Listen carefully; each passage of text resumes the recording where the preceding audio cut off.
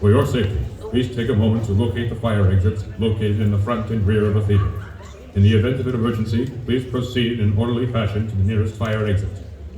Be advised that parking in the fire zones in grassy areas adjacent to the building is strictly prohibited and subject to fine. We remind you that Middlesex High School is a smoke-free environment. Smoking is prohibited on school grounds. As a courtesy to the performers, please silence all cell phones and refrain from flash photography. Please be advised that the use of photographic or electronic recording devices may be an infringement of copyright law. Food and drink are prohibited in our theater. Please help us to take care of our facility by enjoying our refreshments in the lobby area during intermission. Thank you for your cooperation and enjoy the show.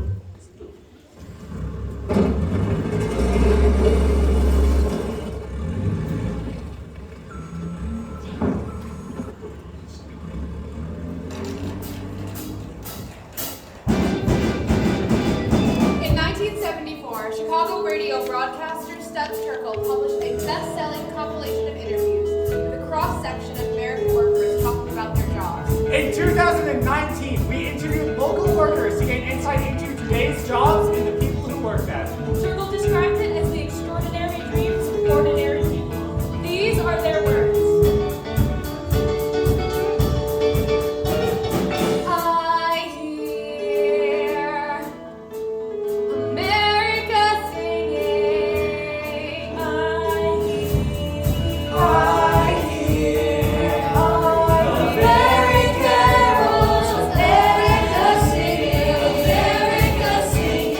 singing, singing. Mason singing, The waitress singing. The mill worker singing. Manager singing, Firemen singing, each one singing, the teacher, the checker, and the housewife. I hear America singing, America singing.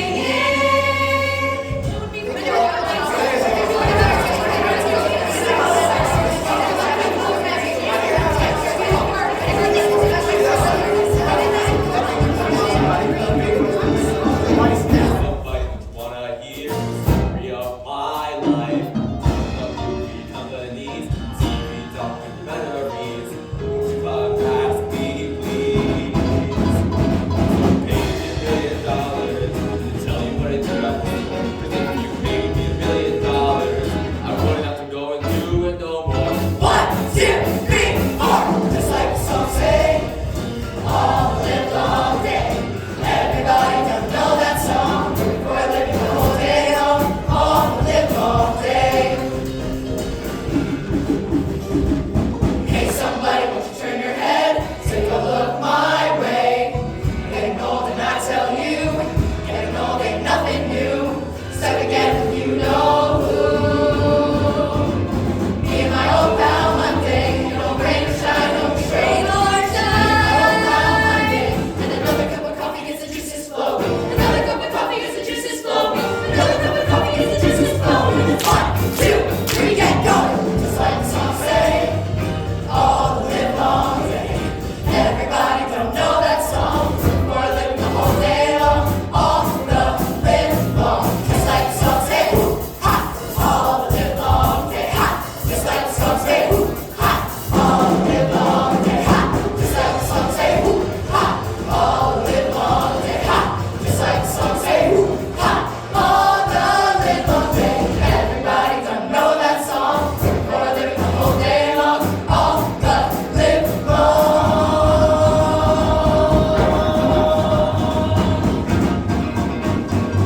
day.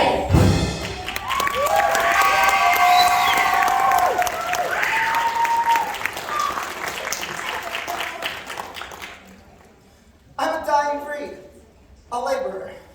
Strictly muscle work. Pick it up, put it down, pick it up, put it down, pick it up, put it down. Typically, in the mornings, you go in at 7. You go into the shanty at 7, you start walking your way up the ladder, climbing up the steel. Every 2 floors, you plank it off. Then you disconnect to the bottom of the mast and tie it to the boom on top of the choking cable. Then you pick it up and move it to the other side. I started working structural steel when I was 18 years old. I've worked on buildings probably thousands of feet high. Most people are afraid of heights like that, you know? So automatically every iron worker has an ego. I mean, you're doing something that somebody else can't do, and you get to wear a tool belt. When you're a kid, 18 years old, and you got the wrenches in like a holster, you feel like a cowboy. But I always knew I was going to be working structural steel. I mean, my older brothers were iron workers. My father was an iron worker. My father, he was very disappointed I didn't go to college. We had a college boy at work once this summer. One time he sees a book in my back pocket and he says, "You read?" That's what can really get to you. The dehumanization from other people. To say that a man is just a laborer, that a woman is just a waitress. It gets to you sometimes. Some mornings I look across the skyline for a building I worked on. Say that building right over there. You see that building? I helped build it. And I know some guy is sitting in his corner office behind his $5,000 desk, and he's never going to think about me. But yeah, I think about him sometimes. Woo!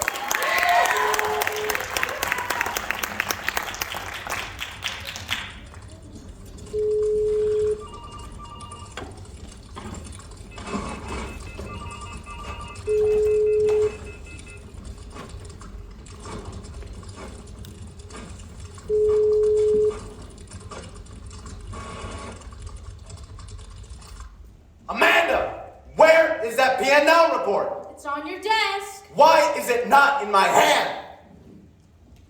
I'm a project manager. I come in at 7:30, I leave at 8 p.m. In between my meetings, I answer messages and email and try to avoid my boss. You always have a boss. Sometimes you have an okay boss, sometimes you have a Satan boss. He's not behind me, is he? I wish these walls were like a little higher. I've been in a lot of different cubicles before. I've been in high wall cubes, half height cubes. Listen, the way things are these days, I'm lucky to be in any cubicle at all.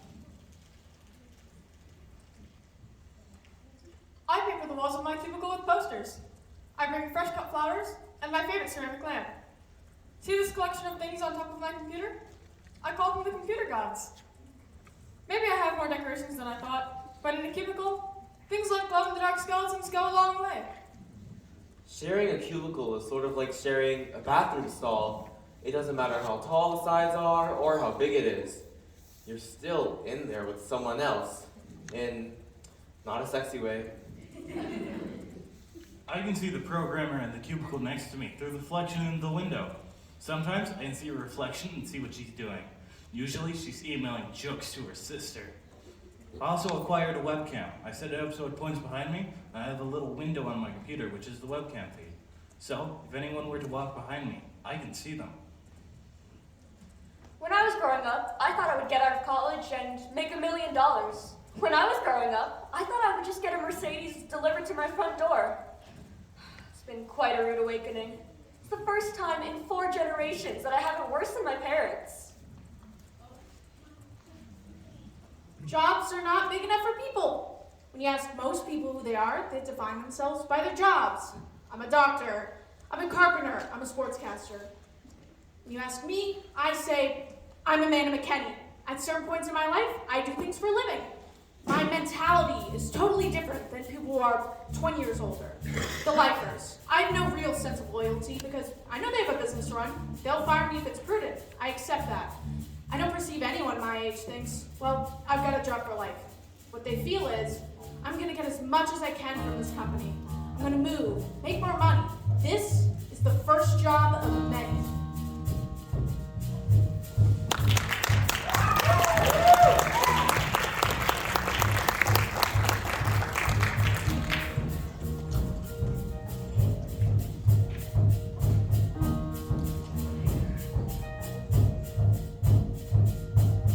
This is my first job. I smell like a burger. The register is easy. Hey, you want a burger? I hit the picture of the burger. Every day the same old thing. Hello, chicken nugget, quarter pounder. I wait for that phone to ring, the phone at the edge of the counter. When I see the manager writing down an order, when I see the manager making change, when I see the manager writing an address, I whisper, yes, give me some change, and send me on my way. Okay, I'm off on a delivery, and I'm finally on my own. Off on a delivery. Delivery peace and a hand of parts I know. Off on a delivery. Fresh air and exercise, and sometimes I'll throw in some extra fries. For calling it in today, my world is gray until they send me away. On a delivery. And now the wind is in my hair. Off on a delivery. No one's watching me, I can wander anywhere. The food is getting cold, and so I do as I am told. Responsibilities, I have responsibilities. See, my father sits at home, he doesn't work anymore. And my mother works a double shift at the department store.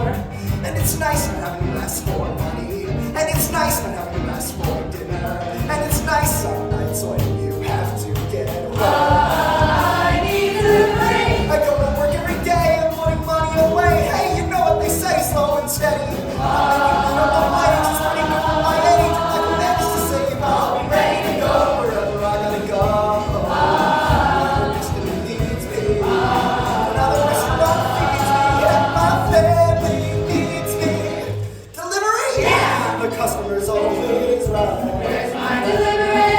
My delivery. Thanks for getting me out of my house tonight. My delivery. I keep the order straight and I say sorry if I'm late. You're late. Put your napkins for your plate for making you wait. That'll be till 98. Delivery.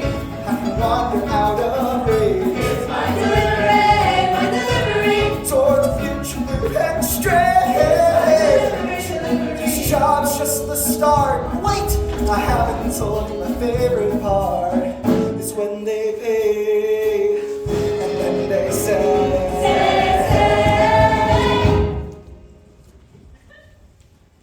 Screw it. Keep the change. Keep the change. Keep the change. Keep the change. Keep the change. Keep the change. Keep the change. Back then I keep the change. Delivery, delivery, delivery. If I save a little every day, Delivery, delivery, delivery. this job's gonna deliver me far away. Delivery, delivery, delivery. And I'll look back on this and say, thank God for delivery.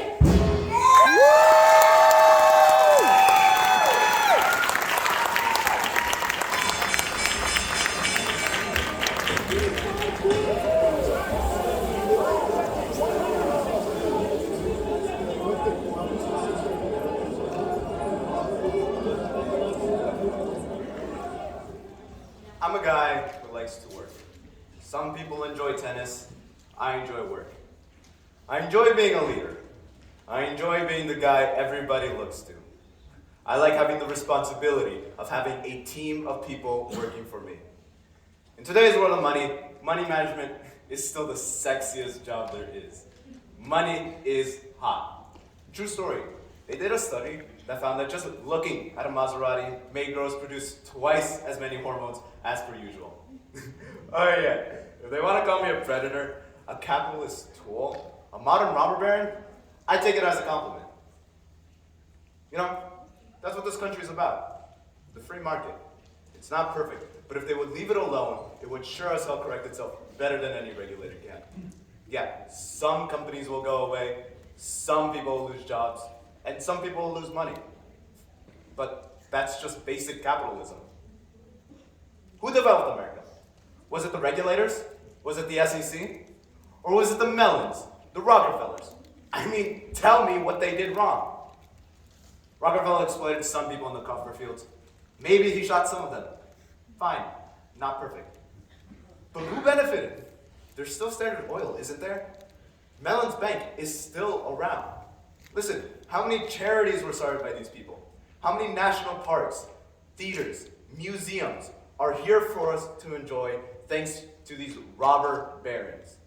These were the giants who built our cities, who built our country. Unless you have losers, you cannot have winners. Hold on a sec, I gotta take this. Yeah, okay, give me 5 minutes. Yeah, okay. Look, I'm gonna have to get back on the phones before the markets close overseas. Everybody wants to make it these days. Kid wants to make it, he's gotta be willing to work long hours. And he's gotta know how to outsmart the regulators to make a profit. Christ, it's easy. And hell, if you don't even know how to outsmart one little government staffer, you shouldn't even come to work in the morning. You know, I should be a teacher. That's what I'd like to do when I get tired of all this. Get involved with young people. Pass along my knowledge, my experiences, my values.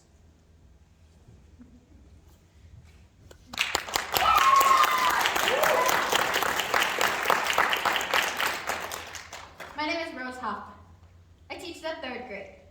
Teaching is a profession I loved and still love. Been my ambition since I was 8 years old.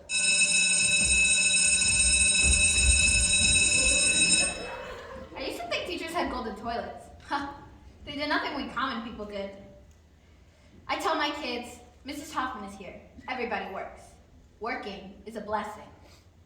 It used to be I had 18 to 21 children come into my class at the beginning of the bell and stay up until the very end. Now I have 37. The children come into the class, they're on their cell phones, and they scatter to their next classes. They go to computer therapy and art lab. These children know everything nowadays. Well, everything about computers. Oh yes, I've seen great changes since I started teaching in 1979. My classroom was always a showcase. In those days we did it ourselves, with colorful pictures and charts on the wall, a snowman in winter, a pumpkin in fall, and all my supplies were in neat little piles on the shelves. My children were always respectful. When I said class attention, they froze. If I had to leave for a minute or two, they always found something constructive to do. And all of them called me Miss Hoffman, not God forbid, Rose. But manners don't seem to apply anymore. Say quiet down and they'll ask you what for. A simple request sparks a nuclear war, and insults on Instagram now. They want me to teach in a classroom like that, but nobody tells me how.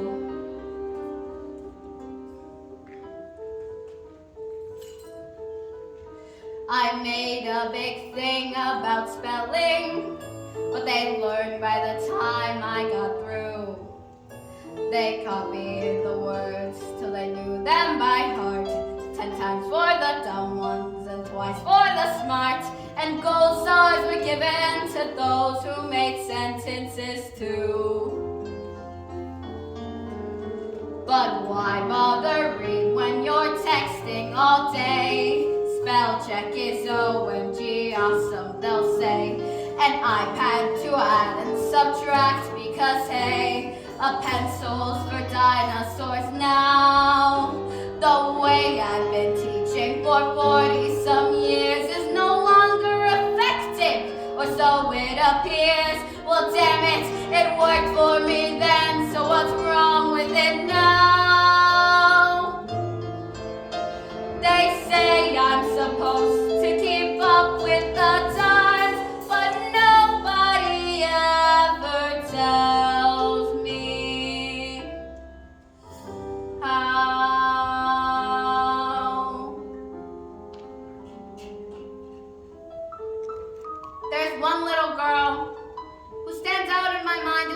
years of teaching, my favorite, Terry. She wasn't very bright, but she was never any trouble. I see her every once in a while. She gives no trouble today either. She has the same smile for everyone.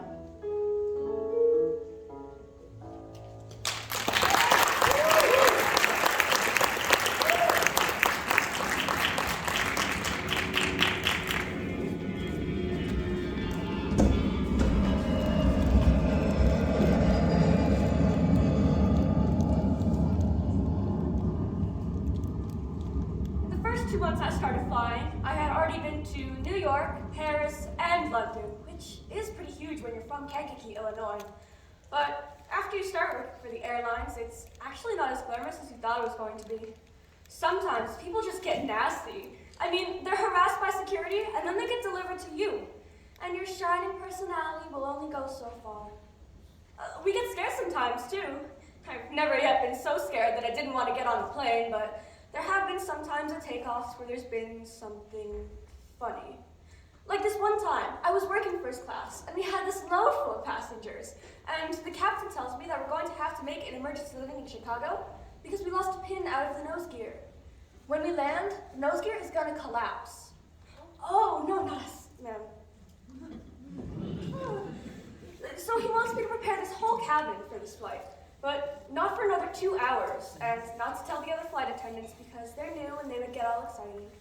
So I had to keep this in me for 2 hours, and I'm wondering, am I gonna die today? And I'm serving drinks and food, and this guy gets mad at me because it's almost too cold. Oh, and I was gonna say, you just wait, buddy. You're not gonna have to worry about that lousy omelet!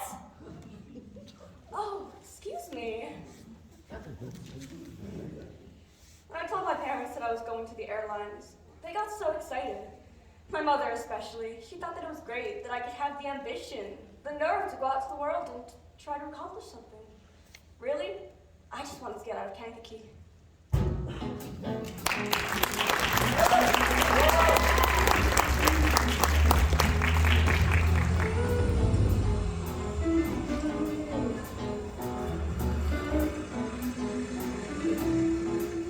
If you want to have a thrill, there's no comparison, not even to a jet plane, to climbing on that big metal truck and going out there on the New Jersey Turnpike. The minute you climb into that truck, you forget about the wife and kids you just kissed goodbye, and the adrenaline starts pumping. Breaking number 9, big buddy, but your ears aren't forming now. Big trucker gotta have a big lie. So come on, brother trucker, you gotta come back, mother. Keep seeing double that St. Louis 19. I got to roll, roll, roll, brother trucker. Sure enough, shave at the shape I'm in. Roll, roll, roll, brother trucker. I'm back in my wheels again. Roll, roll, roll, brother trucker. Outward bound from South Bend. Roll, roll, roll, brother trucker. I'm back in my wheels again. I'm running out of whites. Goddamn, dim those headlights before I was sleeping the last 2 nights. But I'm gonna be alright. I got to roll, roll, roll, brother trucker. I say where and you say when. Roll, roll, roll, brother trucker. I'm back in my wheels again. I got you. Roll, roll, roll, brother trucker. Back it on up and do it again. Roll, roll, roll, brother trucker. I'm back in my wheels again. You sit in that truck for a week, 2 weeks, picking up a load at one port, delivering it to another. You sit in that truck, your only companionship is your own thoughts. So, you turn up your radio, if you can play it loud enough to hear over the sound of the engine. Yeah, you truckers fantasize something tremendous. You think about the girl behind that voice, and you build up something in your mind until you begin to believe it. Moon over New Jersey, big state police. I'm in a hurry. Won't you let me go in peace? I'm independent. I ain't got no teams to know, 'cause the aim of hell and the CIO, they still don't know the road. And the only man telling me where to go is the man who owns the road. And he say, roll, roll, roll, brother trucker. I say,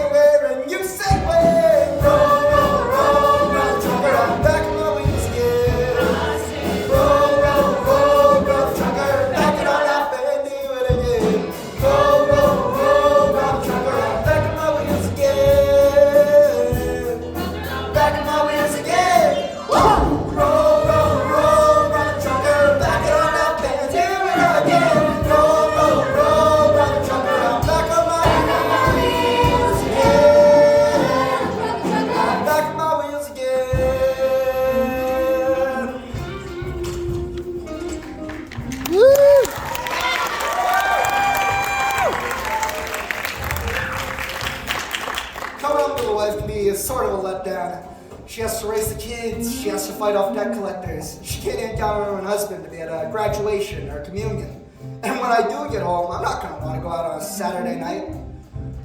I pass within 4 blocks of my house at Staten Island every night, and I never go home. Easier just keep on going. So you call your wife and tell her you won't be home. Hey, honey, hello. Effing phone company. Verizon Tech Support. This is Johnny. How may I help you? Hey, yeah, this number isn't working. I have like 5 bars. Alright, let me see here. Yes, it does appear that there is a tower. Hey, dude, I can't listen to what you're Sorry, saying. it appears there's an outage in your area. We should have your connection back Goddamn phone! within the hour. You know, you'd think they would appreciate having a live person instead of some sort of computer. Sometimes you really want to talk to them. For me, it's a temptation to say, gee, what's the matter? But you can't say more than, I'm sorry you're having trouble. If you get caught talking to a customer, that's 1 mark against you. 3 marks, and well, one lady once said to me, operator, I'm lonesome. Will you talk to me? But I couldn't say more than, I'm sorry, I can't. Because you just can't. I'm a communications person, but I can't communicate. I used to think of the receptionist as the loser at the front desk answering phone messages. Now I'm one, so of course I had to change my opinion. She must be special, right? Because I'm so special. I was fine until we had this one office party. I'd be having a fairly intelligent conversation with someone when they'd ask me what I did. When I'd say, I'm a receptionist, they'd make an excuse and walk away. So now I come up with other names for what I do, like communications control or entry management. I'm tired at the end of the day. Tired talking.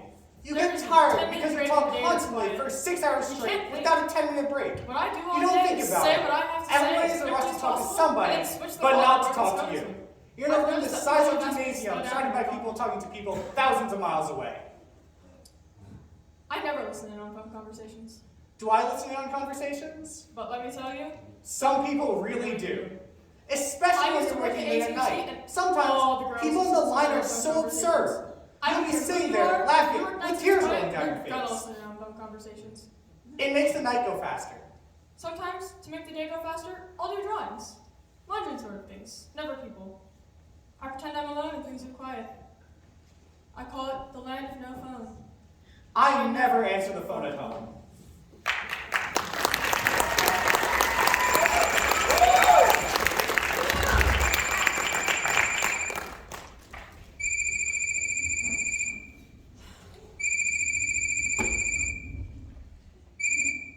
Hello? Oh, no, I'm not interested.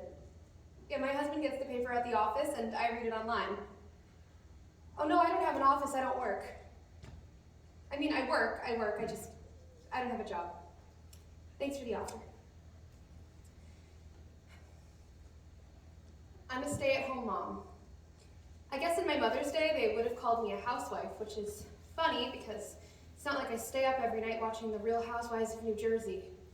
I have a lot of work to do. You know, sometimes you just want something real to talk about at a dinner party. You know, something that matters. What I do only matters to 3 people. All I am is just a housewife. Nothing special, nothing great. What I do is kinda boring. If you'd rather, it can wait. All I am is someone's mother. All I am is someone's wife. All of which seems unimportant. All it is just my life.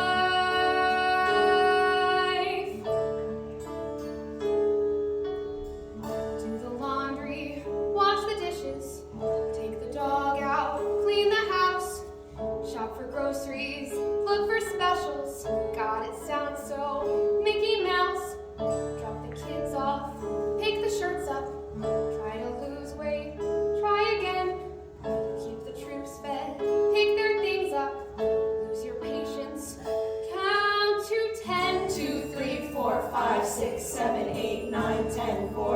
6, 7, 8, 9. All I am is just a housewife, just a housewife, nothing great. What I do is, Out of fashion, what I feel is, out of date. All I am is someone's mother. Right away, I'm not too bright. All it is unfulfilling. So the TV talk shows tell me every night. I don't mean to complain at all, but they make you feel like you're 2 feet tall and you're just a wife. just a All they housewife. see are the Pepsi cans and the Pepsi cans of a person's life. I love You're a whiz if you go to work, but you're just a jerk if you say you won't. just a People housewife. say that they think it's fine, cause the choice is mine, but you know they don't. What I do, what I choose to do, may be dumb to you, but it's not to me.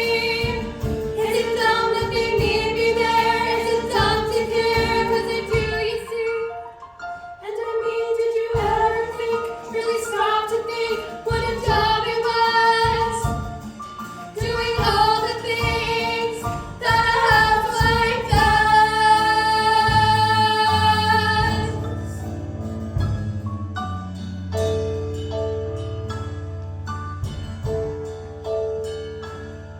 I'm afraid it's unimpressive.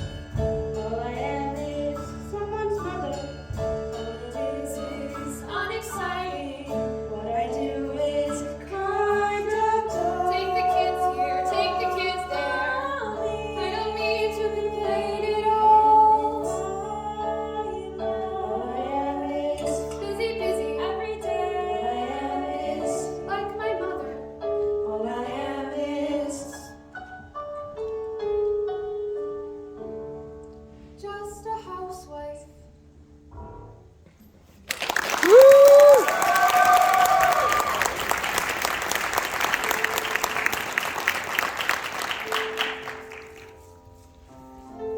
According to me, mama, I was born on a cotton sack out in the fields because she had no money to go to the hospital. We used to migrate from California to Arizona and back and forth. And the things I saw, they shaped my life. I started picking crops when I was around 8. I couldn't do much, but every little bit counts.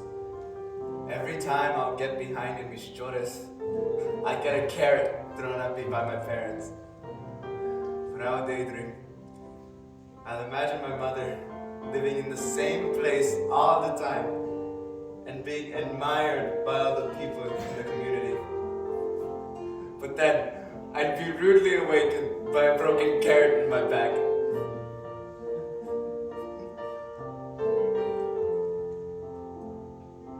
Un mejor día vendrá. Un mejor día vendrá. Cuando Dios a los pobres un lugar dará. I remember there was this one time we went to California to pick for the carrot harvest. It was very cold. We only had this one little old blanket for the 4 of us niños. So I stole a brand new blanket that belonged to the grower. Oh, when we got under that blanket.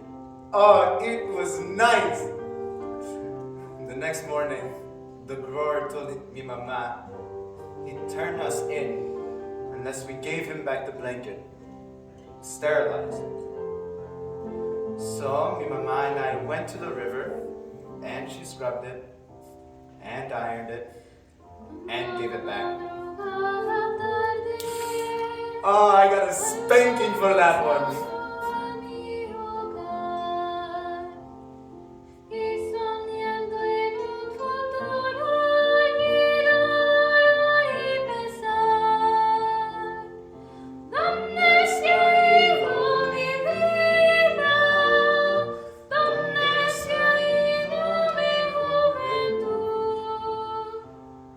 Perdidas en las palabras que el viento me trae.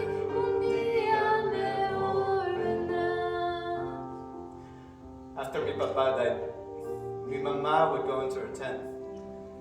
And us niños would roughhouse and everything. But then we'd go into her tent, where mamá was sleeping. But we'd see her crying. When I asked her why she was crying, she never gave me an answer. All she said was one day things would be better. But that day she thought would be better, it never came for her. If people could see, in the winter, ice on the fields, in the summer, picking watermelons at 105 degrees. If people knew where they got their melons, lettuce, or cucumbers. If I had enough money, I would take busloads of people onto the fields and into the labor camps. Then they would know how they got their fine salad on their table.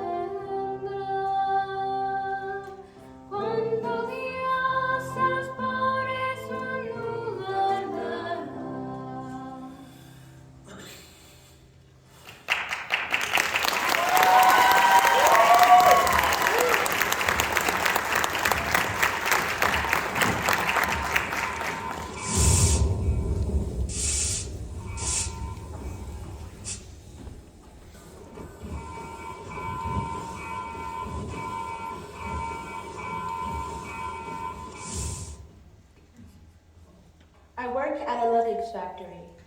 We make suitcases. The tank I work at is 6 foot deep, 8 foot square. In 40 seconds, you have to take the wet felt out of the felter, put the blanket on to draw out the excess moisture. Wait 2, 3 seconds. Take the blanket off. Pick the felt up, balance it on your shoulder. Reach over, grab the hose, and spray the inside of the copper screen. Turn around, walk to the hot dye dry behind you. Take the hot piece off, you set it on the floor. Put the wet piece on the dye dry, you push this button. Inspect the piece you just took off. Stack it, count it. 40 seconds. In the summertime, the temperatures at my workstation range from 100 to 150 degrees. I've taken thermometers and checked it out. I have arthritis in my hands, naturally in my shoulder from balancing this wet piece. Sometimes the hydraulic press leaks, sprays back at you, the hose leaks and you're just slipping on oil. You have the possibility of being burnt every time that hot dye touches that wet felt. You're just engulfed in a cloud of steam. Every 40 seconds. The tank's run 24 hours a day. I work 8-hour shifts with 2 10-minute breaks and 1 20-minute break for lunch. I find it hard to eat my lunch in that amount of time. 40 seconds. Granddad was a sailor and he blew off in the water. My father was a farmer and died his only daughter. I took off with a no good mill working man from Massachusetts who died from too much whiskey and leaves me with 3 faces to feed.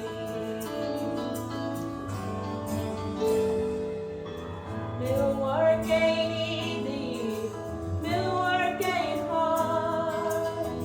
Mill work most often is a gosh dang awful boring job, and I'm waiting for my daydreams to take me through my morning and put me in my coffee break so I can have a sandwich and remember it's me and my machine for the rest of the morning, for the rest of the afternoon, and the rest of my life.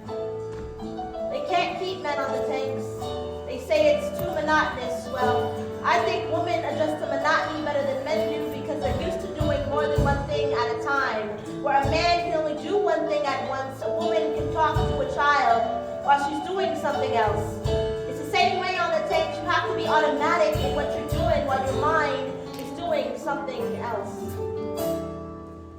As my mind begins to wander through my days back on the farm, and I can see my father smiling at me, swinging on his arm, and I can hear my granddad's stories of the storms out on Lake Erie, vessels and cars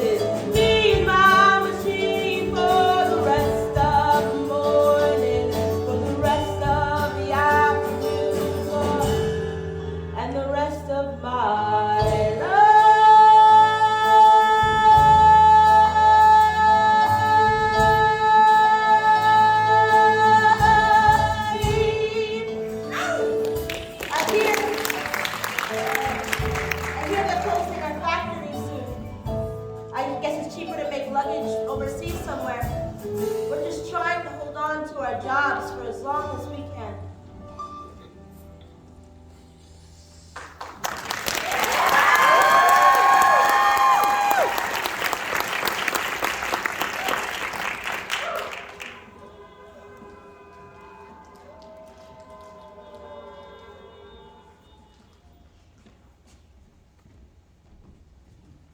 An organizer is someone who brings in new members. You try to build an organization that would give people the power to make the changes. I put together a fairly solid organization of rural people in Pike County to stop Bethlehem Steel from strip mining. I had to tell people again and again that they had the stuff to do the job, that it's possible to win. You see, most people in their guts don't really believe it. Nobody believed we could stop Bethlehem Steel. But see, all that the people in Pike County really wanted was a park. Just a place for their kids. And Bethlehem said, "Go to hell! We're not going to give you a damn thing." Thank you. So I got 20, 30 people together I saw as leaders, and I said, "Let's get that park." They said, "We can't." I said, "Yes, we can." So we got enough people together.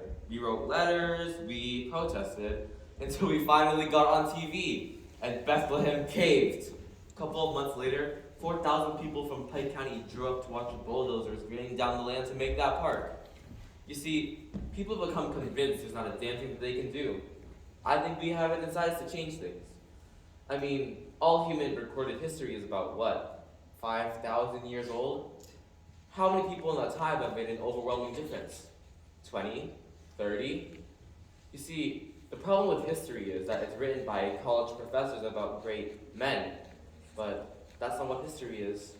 History is a hell of a lot of little people, men and women, just like you and me, getting together and deciding they want better in their life.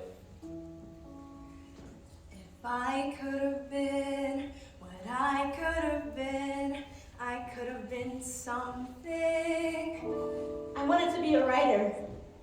A Major League Baseball star. Own a little farm. If what I could be had been left to me, I would have been something. Then I got married. Then the kids came along. Then my dad took sick. Tower of strength, a center of power. At $10 an hour. There's always a stumbling block. I wanted to work for a few years, buy me a car, head west.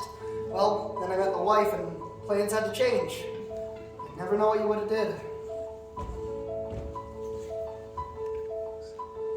If I could have done what I could have done, I could have done big things. With some luck to do what I wanted to, I could have done big things. Swam a few rivers, Climbed a few hills, paid all my bills. Now it's just dreams that I'm so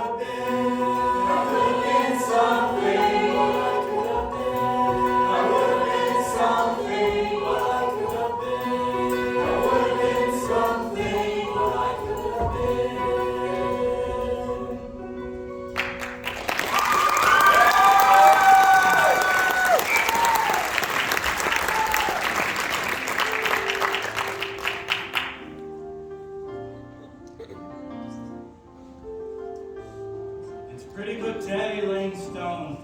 You get invested in what you're doing, and usually you fight the clock the other way. You aren't looking for a quitting. You're hoping you've got enough done when it's quitting time.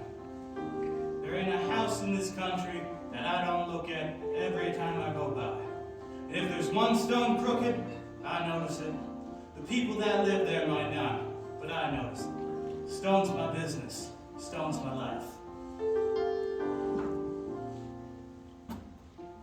Builds a house with his hands.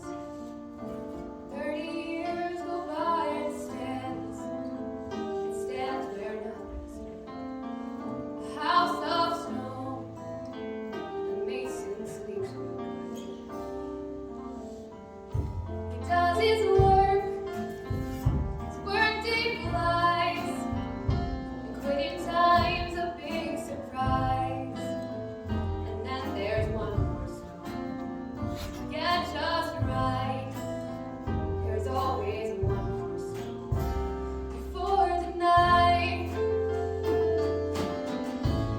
Every house he builds, every stone he lays, it's not just making money, but counting off the days.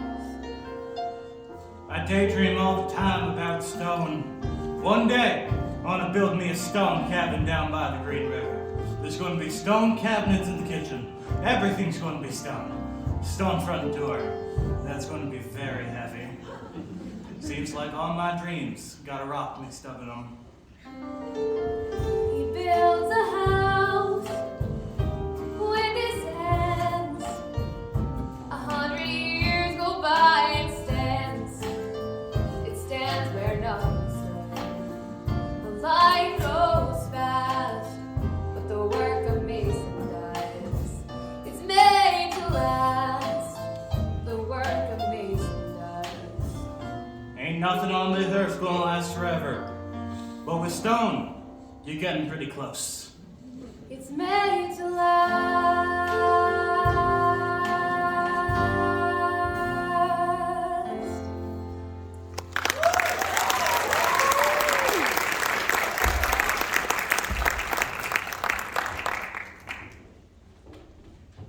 I can relax. Because when you ask a 58-year-old guy, what does a press agent do? You force me to take a look back and see what a fakakta life I've had. My hopes, my aspirations. What being a press agent does to you. Well, what have I wound up with? A room full of clippings and a case of colitis. But what I think has been my main problem is the inability to say no. The insistence on being part of everything. The fear I'm going to miss out. One psychiatrist said to me, the guy with one ass can ride 2 horses. Being a publicity man is a confession of weakness. It's for the people who don't have the guts to get attention for themselves. You're always off telling the world how great somebody else is. In this world, you don't build anything. Maybe if I had a mom and pop candy store, I could have sold it for $1 million.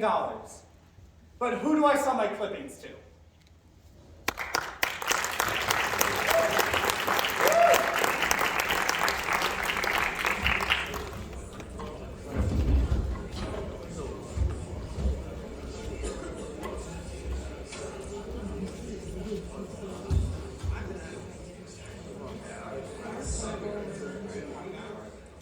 Good evening, my lords. Is there anything exciting at the bar I can offer?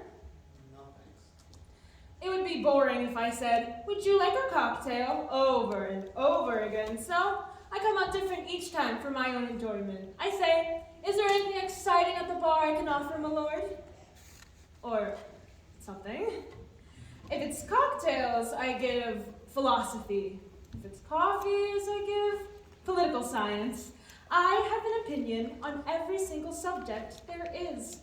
The bosses don't like it, so I have to speak sort of voce. But if I get heated, I don't give a damn. I speak the way an Italian speaks. I have to be a waitress. How else does the world come to me? Everyone wants food, everyone has hunger, and I serve them. I give service. I can't be servile. There is a difference. I get intoxicated by giving service. It becomes theatrical, and I feel like Matahari, and it intoxicates me. I'm on stage. There's some as don't care when they put down a plate. There's a sound, not with me. When they move a chair, it'll scrape with the grate on the ground, not with me. I will have my hand right when I place the glass. Notice how I stand right as customers pass. Serve a demi-tasse with a vodka martini, with grace rarely seen, even backed by Puccini. Da-da-dum, da-dum, dum. It's an art to be a great waitress, to make sure you pleasure each guest. There's a twist to my wrist when I bring your steak in, and watch how I take in your liver and bacon. It all will be stylish and smart. That's what makes it an art. I remember one day, as I do now and then, I am shaped. Down I went. There with my tray full of coffees and cordials and cakes. Down I went. But I kept my poise, not one guest heard me fall. Never made a noise, not one noise, food and all. If you have to crawl, you give them what they like, and carry your tray like it's almost ballet, like da da da da da da da da. It's an art to be a great waitress. Each evening I treasure the test. Like tonight was a fight, 'cause they hired this busboy, this clothes all a must boy. The guests heard the cost, boy did we have a quick heart to heart. Even that is an art. Tips, tips are important to people like captains and barmen. For them, it's a tipsy. For me, I'm a gypsy. Just toss me a coin and I suddenly feel like I'm Carmen.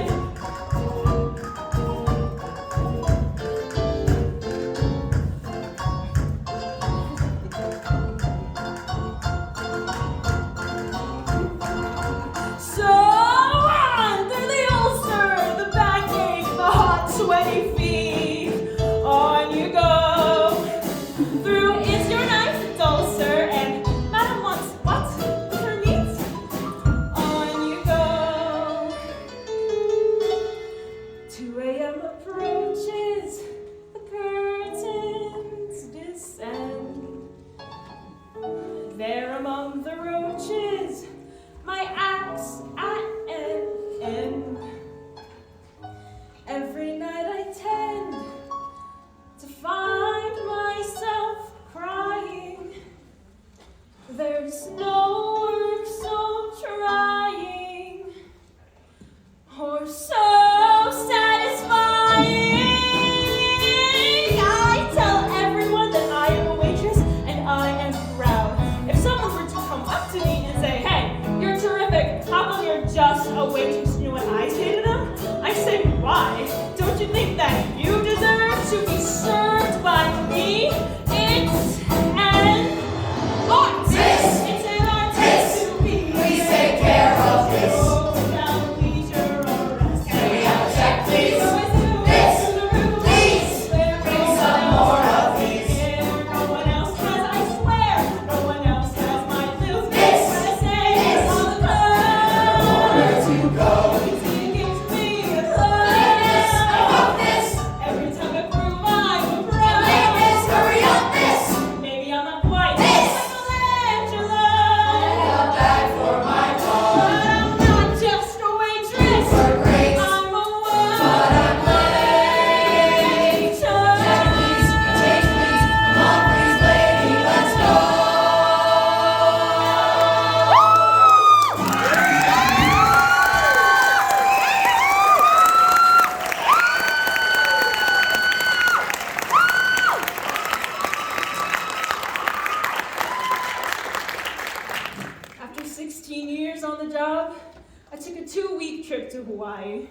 I went with my lover. My eldest daughter kept saying things like, act your age. And I told her, I said, if I were to act my age, I wouldn't be walking. Not after 16 years of this job.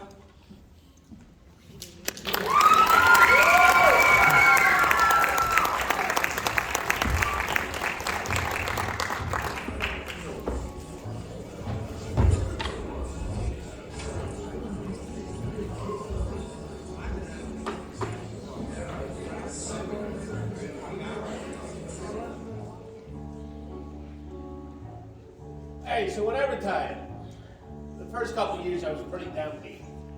But then I gave myself a good going over. Joe, I said, you can't just sit around feeling sorry for yourself. You gotta get out there, you gotta do something. Well, the day goes by pretty fast now. Keep busy, keep moving, that's the trick. You wake at 10, fold up the bed, because you don't want to leave your couch open all day. It's depressing. You cook an egg, you toast some bread. You cook for yourself, you save a bundle. You gotta look after your money, no one else will. You think about the day ahead and don't go feeling sorry for yourself. It's like I said, you can sit at home and be mad at the world, or you can get out there and do something. You take a walk, you meet a chum. There's one guy who lives down by National Biscuit. You should see the nice aroma. You shoot the bull, you argue some, calls up a couple of other guys, they come over to play a little poker. You lose a gin until they come, cause this guy remembers the car you picked up, the dirty bum. Yeah, but even getting beat at gin means sitting at home doing nothing. You take a bus, you take a train, you go out and visit your wife's grave. On the way, you read the Reader's Digest. It does you good to move your brain. Maybe you go out and see your cousin. You bring along a six-pack. You take a stroll down memory lane. Oh, when we was young, we was always together and raising Cain. Oh, we go back a long ways, him and me, the times we had. I remember once back in '62, we was at a fair with these girls we knew on this crazy ride where you screamed or you prayed. The Big Dipper, that's what they call it. We could hardly walk as we left the car, so we staggered down for a candy bar. Then we sat and laughed at the penny arcade.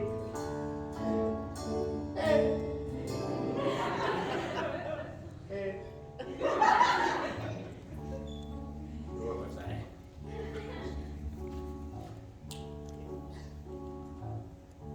At 6 o'clock, you watch the news, and those politicians make you so mad, they throw your slipper in the sack. You cook some franks and no big to-dos. Most nights you just lay around, tidy up, maybe call your daughter, or watch a game, or take a snooze. But then there's Sunday. Sunday's different. You change your shirt and shine your shoes, cause you're going around the block to the tavern. You shoot some pool, you drink some beers. You don't have to drink a lot to have a good time. 3 or 4 is fine. You find a pal, you bend his ear. You meet a lot of your old gang there on Sunday. Sometimes you get together and you sing the kind of songs you never hear. You know, something like My Girl or Good Vibrations, and then you cheer. Oh, last night, we all got together, we sang Unchained Melody. Oh, I did a waltz to that once, honest to God. Let me think. I was at a dance, I was 17, and the girl was like from a magazine, and the lights were low, and I really mean low. I think my friends had something to do with that. And I kissed her cheek as we waltzed away. I remember it like it's yesterday. Boy, was she surprised. I could hear her say, Joe.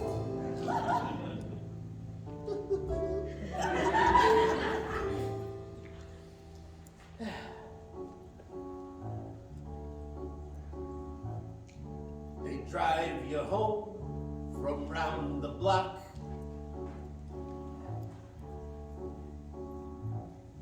You take the cash out of your sock.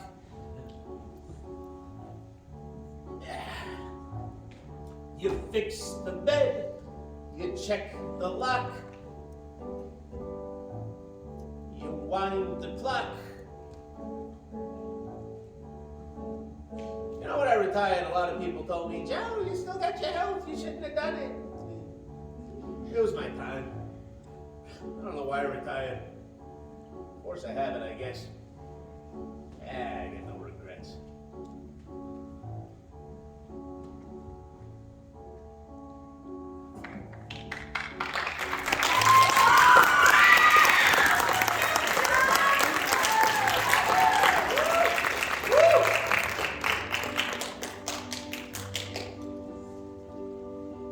He had a very good day today. We went down to the senior center, just a mile away. Some days he only wants to stay at home. He was lucid for a little while. You should have seen him dance. They were playing Spanish music. He's a ham, he likes to make the nurses smile. Some days he can't remember who I am. But today he was lucid for just a little while. And through it all, I take his pulse, I change his clothes. Where are his children? Heaven knows. It doesn't pay much, but I get through because I do the work that no one else will do. She had a very good day today. We went to a nearby park where she likes to play. She's only 5, but she can do it all. And today we took her scooter for a ride. You should have seen her glide, and I was terrified. I spent the afternoon just running by her side. The sun came down and then it took her home. Her parents work late, I tuck her in each night. And I sing, mahal kita, mahal kita, mahal na mahal kita, till she's asleep. She says, I love you, and I love her too, while I do all the work her mother doesn't do. I have a family of my own. I have a daughter back at home. I send whatever I can spare. With no one singing her to sleep, and sometimes I close my eyes and imagine I am there.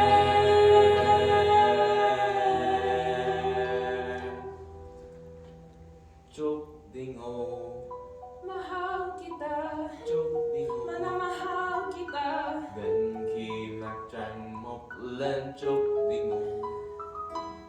Mahal He kita, had a very good day mahal na mahal today. kita. We went down to the Mahal senior kita, center, just a mahal mile kita.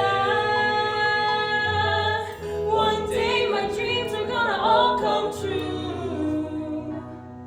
For now I do what no one wants to do. For now I do what no one wants to do.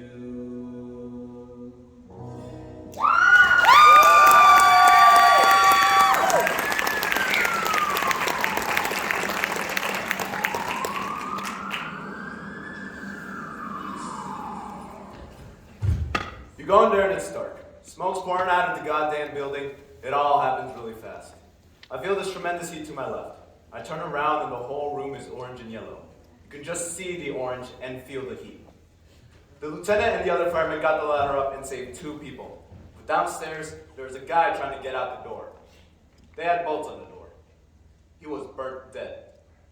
You know what the other fireman says? He says, we lost the guy. Damn it, we lost the guy. So I said, dude, You saved 2 people. How do you know the guy's not sleeping on the pool table?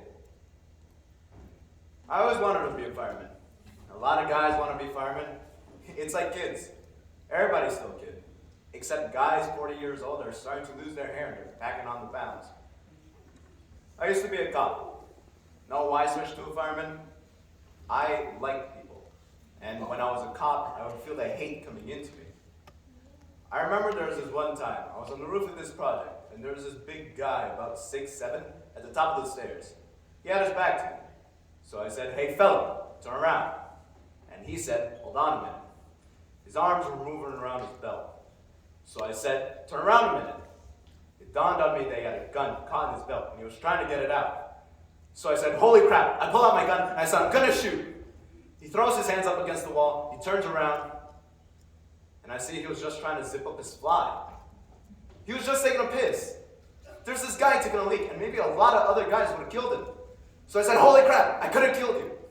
I'm shaking, the guy's shaking, and the gun in my hand is shaking like a bastard. So I said, "Just get the hell out of here." So I took the fire department test, and I got called in a year later. You know, the world screwed up, the country screwed up, but the firemen, you actually see them produce. You see them put out a fire. You see them come out with babies in their arms. You see them get mouth to mouth when a guy's dying. You can't get around that crap. That's real. I can look back and say, I helped put out a fire. I helped save somebody. Someone could be born. Someone could grow old because of me. It shows something I did on this earth.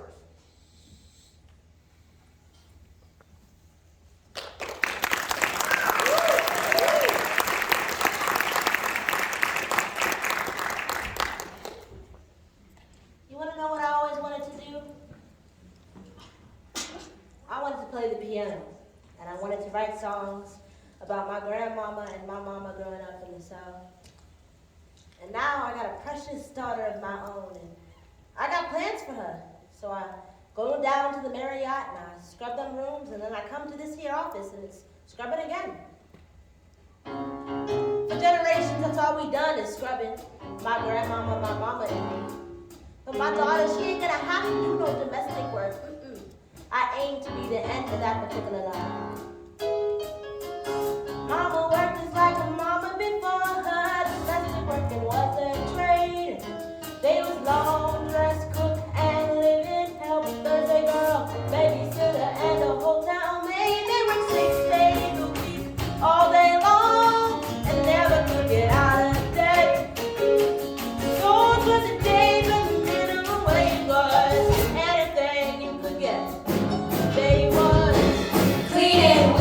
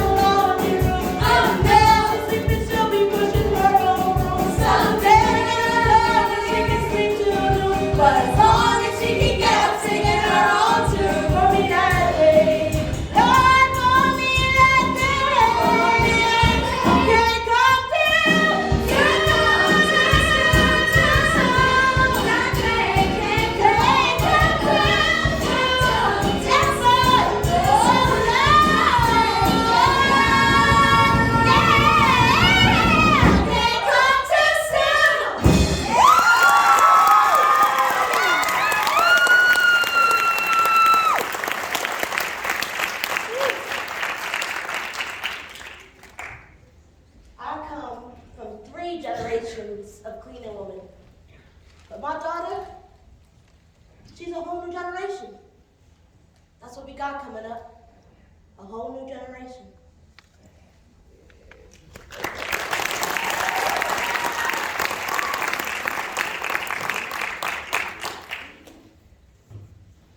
Hey Pete, what do you want to be when you grow up? A police officer. A goat. What do you want to be when you grow up? When I grow up, I want to be a teacher. I want to be a gymnastics. When you grow up. I want to be an actress because it gives me joy and I want to give others joy while acting. I want to be an obstetrician and psychologist because I want to make an impact on the world and I want to help mothers be able to heal from their experiences so they can better mother their children.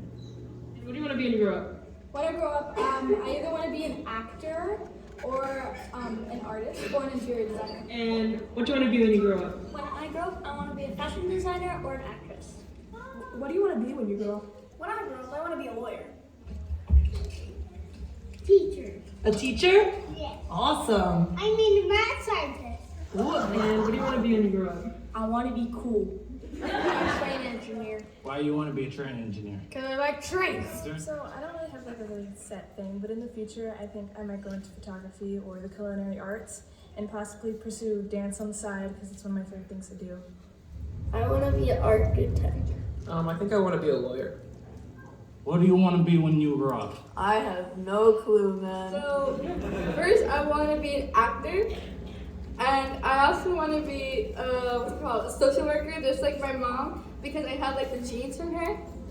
And then I also want to be like a cook because I like baking like cookies and cupcakes and cakes. I also want to be, I want to be a drama teacher because it's fun like doing improv with the kids. You would work for SpaceX because they make rockets. Liam, what do you want to be when you grow up? Builder and build houses. My plans for the future are to graduate college, obviously, and then become a famous singer and actor. I'm in 7th grade and I want to be an art therapist. What do you want to be when you grow up? When I grow up, I want to become a pediatrician. So to do that, I need to get into medical school, and I'm doing that through a biology degree at Rutgers. What do you want to be when you grow up? A teacher. Why? Because I like kids. What do you want to be when you grow up? And what do you want to be when you grow up? A YouTuber. Do you know what kind? I want to do like some gaming, but I also want to do like art and like kind of tech design photos. That's so cool. Did you always want to do that? Yeah. I'm in 8th grade. And what do you want to be when you grow up? I'm thinking marine biologist. Why? Well, I just love sea animals, and I'm very good, and I would love to help out with the ocean life. And what did you want to be as a kid? A pastry chef. Has that changed? No, I don't think so. Be what? A doctor. A doctor? That's cool.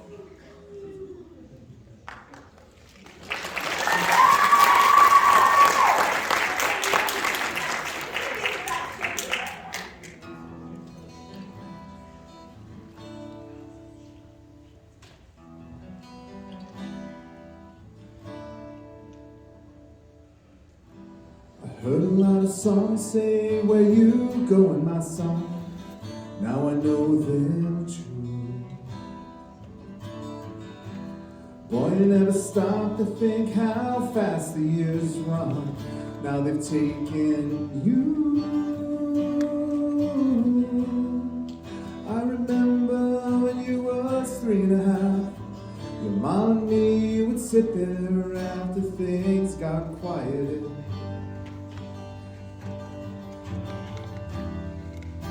We laughed at some new word you said, how tough you were to get to bed, and we planned the night away, planning for our kid. I was your hero then. I couldn't do no wrong as far as you were concerned. Thought I was the best of men. the tables hadn't turned. You hadn't learned how little time it takes, and daddies make mistakes.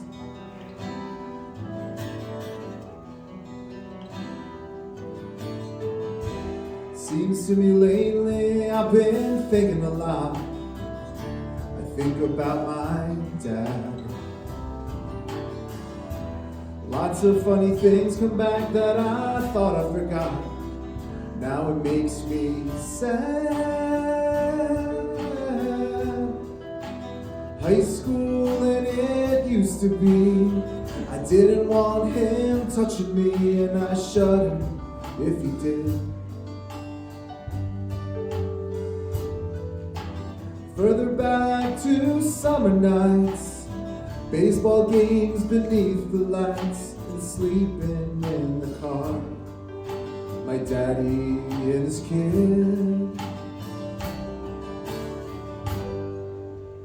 He was my hero then. Couldn't do no wrong as far as I was concerned. I thought he was the wisest and the strongest and the best of men. The tables hadn't turned. I hadn't learned how little time it takes, and everybody breaks, and daddies make mistakes.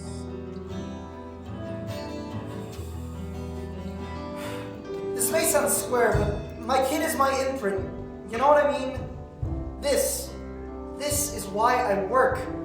Every time I see a bright young guy walking by dressed real sharp, I'm looking at my kid. You know what I want? I want my kid to be able to look at me and say, Dad, you're a nice guy, but you're a friggin' dummy.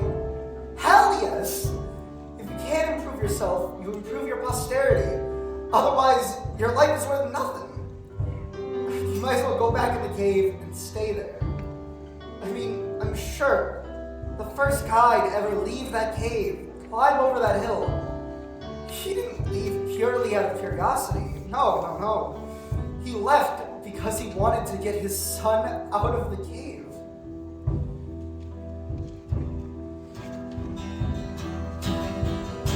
I heard a lot of songs say, where you going, my son? Now I know they're for real. Boy, you never stop to think how fast the years run, and the things they steal.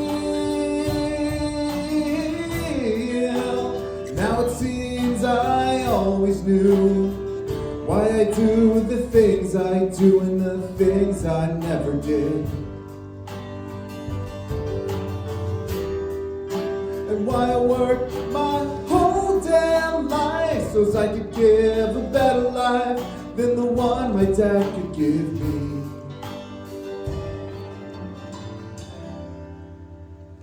I give it to my kid.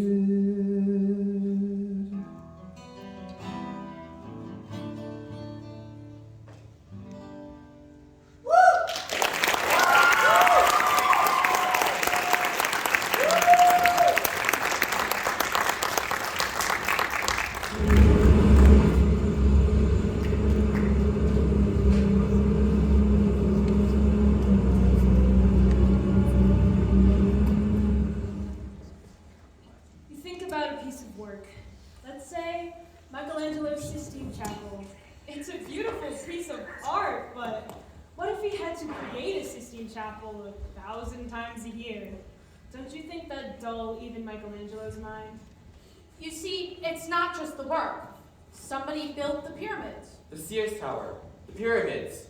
These things don't just happen. I don't care how little you did. When you drive down a road, you say, I worked on this road. If there's a bridge, you say, I worked on this bridge. I think if a carpenter builds a cabinet for poets, then the poets owe him a little plaque on the wall. Just 3 or 4 lines. Though we labor with our minds, this place you can relax in was built by someone who could work with his hands. Picasso can point to a painting. A writer can point to a book. What can I point to? Everybody should have something to point to. I would like to see a building. Let's say the Empire State Building. I would like to see them add a foot-wide strip from top to bottom with all of the names of all of the people who have worked in or on that